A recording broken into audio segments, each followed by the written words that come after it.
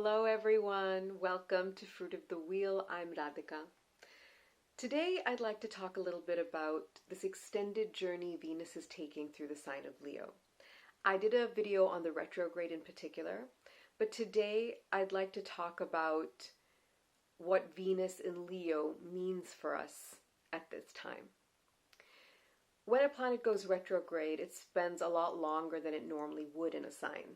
So Venus would normally be in a sign for around 3 weeks, and now she's spending 3 months in Leo. And what that means is that we're being asked to pay attention to both Venus and the sign of Leo, and work with them extensively. We're being invited to do that because it's apparently time for those sides of us, those aspects, our Venusian, Leonine aspects, to be transformed and enriched. And given what delicious energies both Venus and Leo have, I find this so exciting. And for me personally, this is probably my favorite time of the entire year. These 3 months really are for me. So when we enter retrograde, the way that we work with a planet's energies is different. It's more an inward journey. We're more reflective, we're more contemplative, and we go deeper. And since it's Venus, it's very felt, it's very sensed. We are learning the information that comes in is largely emotional. Leo also is a very feeling sign. It's not a mental sign. So there is a wisdom that is coming through now for us during these months that has a lot to do with the heart space. And getting very honest with ourselves and with each other, because Venus relates. Venus is always in engagement with something outside ourselves. That could be people, work, whatever we're creating. We're always in relationship with something. And ideally, that engagement should be loving, which Venus and Leo together especially are really here to teach us something significant about. So Venus, the goddess of beauty, love, romance, desire, abundance, luxury, comfort, pleasure, joy, sweetness, indulgence, right? The sensual lived experience. And Leo, bold, childlike innocence, playful, spontaneous, expressive, dramatic, and theatrical, affectionate, generous, loving, and very much enjoying and requiring admiration, to be shown love, to be given attention to. And Venus and Leo have this in common. They both adore to be adored, and they both have something very obviously that would naturally be adored, that would be admired. It's a planet of beauty, and it's a sign of magnificence, right? Of majesty and of leadership, Leo as well. So this combination is just, it's this burst of radiance. And what's even more beautiful about it is this combination of feminine Venus and masculine Leo, right? So that dynamism of Leo, that active, compulsive force of fire is being expressed through the goddess. And what happens here is Venus is receptivity, right? She just receives admiration and love, and she attracts, like a divine magnet, she attracts whatever she might want or need just by being her gorgeous self. And that's a very important trait for Leo to incorporate, because when Leo is operating naturally, Leo is that too. Leo is very magnetic. Leo is the ability to just stand in its glory, and it's radiating, shining, such light, such heat, and it draws in, it draws attention in, it draws the spotlight in. But Leo can also very easily, especially given the society we've created, the culture that we've created, get addicted to an audience, to being seen and being applauded, being admired, impressing everyone with their charm and their charisma and their performance for self-validation, right? Which is not actually Leo's purpose. Leo is self-actualization. That's very different from validation. Actualization means to make the self real, right? The true self is expressed outwardly. It's the self manifested.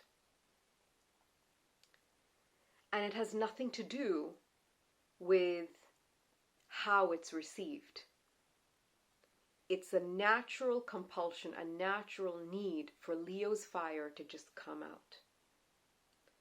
And when it's doing that through authenticity, it can be nothing less than gorgeous. It can be nothing less than worthy of applause and admiration, because it has that power. And that power comes very much from that childlike heart, that innocence, that sweetness. Leo knows how to play, and it doesn't think about it. It's intuitive. This intuitive power of Leo and Venus together is something that we as a collective and as individuals have very much lost, right? In a world where there are certain established forms of what beauty is, right? What self-worth is, what's worth fame and fortune, right? What's considered entitled to be shown, right? Exhibited on a stage or in a gallery, on the internet, in product form, whatever. There are certain norms that have been established, whether they correlate with what is natural and truly from the heart and therefore just radiant in its beauty or not.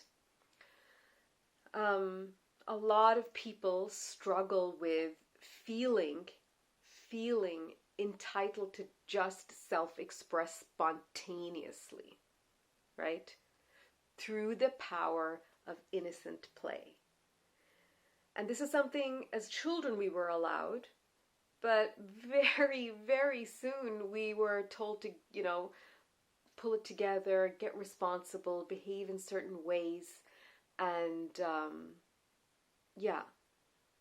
be more responsible and perfectionistic than enjoying and understanding how sacred and essential that playfulness is in order to live a good life.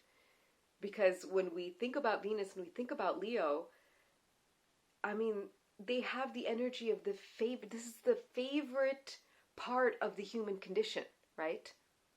This is what makes the human experience so precious. It's the fun we have, the fun we create, the romance, the passion, the art and the beauty, and creating it and showing it and sharing it with others and being fascinated being fascinated by what's being created, and immersing ourselves in our imagination with that confidence that we can manifest those visions, right? So, and they have that natural affinity because Leo is considered the energy of the favorite. It correlates for many astrologers with the fifth house, and the fifth house is the house of joy, of pleasure. Everything fun is there. Romance, children, all our recreative activities, everything that we create from a space of light-hearted, fun, joyous, pleasurable energy is the fifth house. And in traditional astrology, planets had their houses of joy, houses of planetary joy, and Venus is the fifth house. She really enjoys herself in the fifth house, naturally. This is where she is the queen of celebration, right? The queen of the stage, and the queen of, she adorns herself, right? Venus is how we beautify. It's how we beautify ourselves and our lives. And Leo loves to be seen for its beauty. So, and this is the favorite. This is for many of us, maybe not all, but for many of us, this is really like it's what makes us feel. This is the feel good part of being human, right? Without a doubt. And we've come to a stage, I mean, for a long time, I mean, a short period of time when it comes to the history of humanity, but contemporary history, so for a few millennia now, we've stepped out of that natural, inspired celebration of life, that playful engagement with everything that we do. And it's become very serious and anxious, worrisome. We operate much more as problem solvers than as game players, where Leo is here to enjoy the game and knows exactly how to do it. And Leo doesn't need rules and regulations or instructions. It's the natural child that just comes out and is here to be. But as the second fire sign of the zodiac, Aries being the first one, it's special. It's the middle. It's the second one of three fire signs, right? Aries, Leo, Sagittarius. And Aries is like the seed of fire bursting forth, and Sagittarius is more mature. It's more it's more mind oriented. It's an expansion of understanding life and getting a very broad perspective. It's a very different type of fire from Aries, right? It's a more mature fire, grown up fire. And Leo in the middle is neither this nor that, and it's fixed fire, which is very interesting, right? All the fixed signs have that extra interesting element about them, because other than earth, the other, it's like, what is fixed? Water, air, and fire, right? But anyway, so fixed fire has the beauty of sustenance, right? This is sustained. And of course this has to do with the heart, right? This corresponds to the heart, because the heart has to be a fire that never dies, right? Never. It's always there, burning and blossoming and growing and transforming. Fire is transformative in its element, right? And a fire that stays, that is constant and yet transformative, Leo, through the power of spontaneous, playful love that just knows intuitively how to engage, inspire, and create something that is joyous and beautiful. At all times, we have access to this knowing. I mean, this is phenomenal. It's it's stunning. It's a stunning energy. And this time is this amazing opportunity to incorporate this or reincorporate this. So there's a couple different ways that Leo's energies can be expressed. And this depends very much on our individual charts, right? It depends on where Leo is in our charts, as well as the other fixed signs, Taurus, Scorpio, and Aquarius. And so for some of us, Leo's energies is quite easily expressed, whereas for others it isn't. And that depends entirely on the positions in our chart, especially our sun, because that rules Leo, and many other things, right? Let's not just generalize too much. But yeah, so for those of us that have Leo more easily in our psyche, in our bodies, and therefore in our external experiences, perhaps, because this is retrograde, when it's retrograde, that means we are reevaluating, right? Very often, like I mentioned, society has created this, these certain norms or modes that are this is what glamour is. This is what fabulous is. This is what beauty is. This is what is worth attention, and the rest gets discarded, right? So given that a lot of the people who are used to being very Leo-like might have succumbed to that sort of pressure of performing in a certain way, right? Being charming, being charismatic, being fun, to attract and keep an admiring audience, right? And this can get exhausting. This can get very tiring.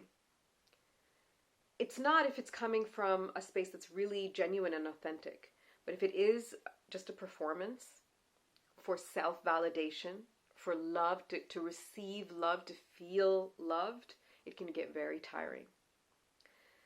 And for others who have their Leo side more thwarted, repressed or suppressed, hidden, either denied or unacknowledged throughout life, at this time, like Venus, this is the beauty of Venus, she inspires desire, right? She stirs desire. She makes us feel what we need to feel, regardless of whether that feeling is pleasant or unpleasant. We need to feel it, and through that feeling comes so much precious wisdom. So she is now coming in with this information for those who have not quite been able to express themselves through that Leo fire as easily, and saying, do you feel the need? Do you feel that you actually do want to be seen? That it is time for you to be seen? You have talents, you have skills, you have your own kind of charisma that needs to be expressed, because Leo needs to be expressed. Otherwise, that stagnated fire, stagnated anything, is really unhealthy and toxic. And fire is the most volatile and unstable of the elements. It must move, right? Heat creates movement, right? So this fire energy, Leo's version of fire, is being asked of us to come through naturally, freely, spontaneously, authentically, fearlessly. For whatever types that we might be, whatever our tendencies might have been, up until this point, there is a refinement that's being asked of us. And because Venus is aspecting all these transpersonal planets, Chiron and Lilith as well, there is a very profound maturing that's taking place in the way that we deal with that side of ourselves. What we want how we want to be, how we want to carry ourselves, how we want to show up in the world and expose ourselves. And to get honest with the fact that we do want that admiration. We do want applause. We do want to be validated and acknowledged. We feel that. And that those kind of feelings are okay. Lilith has also been in Leo, but she entered in January and she's exiting in October. That's a long time that she's spending in Leo. And Venus is conjunct her right now, actually. And Lilith in Leo is very much the wounded Leo, the rejected Leo, the shamed Leo, the repressed Leo, the lost Leo. And that's absolutely what we see in society today, right? Through authority figures, through childhood, through this very problem-based approach that we've developed as a culture, losing that natural freedom to just frolic along and respond playfully to whatever comes our way, with the strength that Leo has, with the courage that Leo has, that assuredness of self that Leo has. This is something Lilith makes very clear for us, right? So you can track this side of yourself that you might have noticed for longer than just what, Venus being in Leo, because Lilith has been there for a while. And like I mentioned, that honesty of what we need, that it's okay to be like, I want attention, I want to be seen, I want to be applauded, I want to produce something that's mine, that's from me, that only I could do, and put it out there, and have it beheld by the world, by the universe, by people. And that's the fun part. What's fun is that I did it. The applause doesn't really matter, because you feel so full of life and radiant light from that inspiration that you received, and that dynamic life force that is just burning through your heart, compelling you to create, to do something. That was the whole point. That was the whole point, that feeling, that sensation. And then you do it again and again and again, because that fire can never die. And when we're operating like that, and we're not taking reception, how we're being received, seriously, and also sitting in that Venusian divine magnet stance, right? Whatever I need or want is anyway going to come. It will come to, I am wanted as I am. I am desired as I am. My creations, what I have to offer, is wanted. That's why I'm here still breathing, right? You might not know it. You might not know what that is exactly yet, that's supposed to be birthed from you, right? Fifth house is progeny, offspring, right? In any form, something that is created from your energy, in your own image, in your own energy's image, right?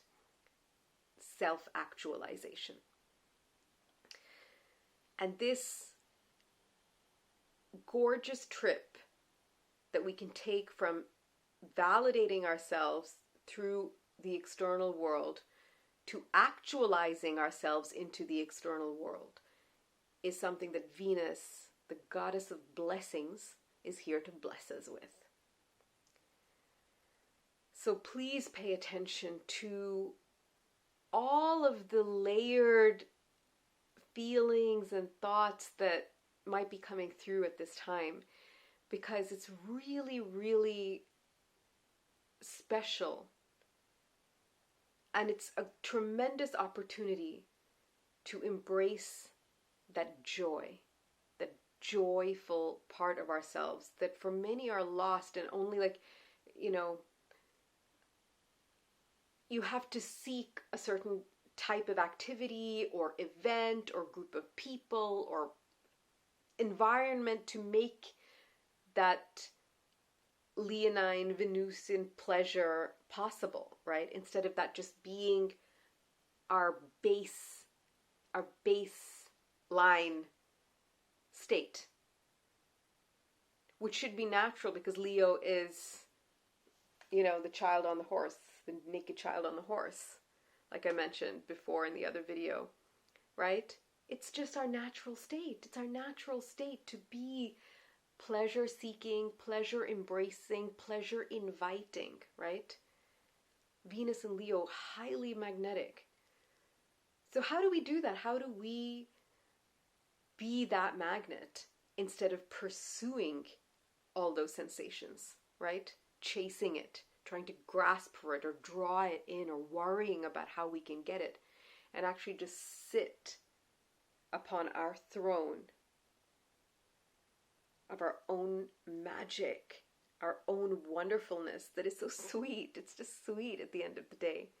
And not be dependent on what we're receiving to feel joyous. But that just is our natural internal state. And this is the opportunity that's being given here. How do we cultivate that? How do we cultivate a natural state of being that is joyous, that is finding pleasure in everything, playing all the time, whenever it can, whenever we can, and using that feminine intuition and wisdom so we can just receive easily, magnetize easily, and use whatever comes in to create something stunning and put it out there. And it's shining, whatever it is, whatever we are. It's glimmering in the sun, glimmering like the sun.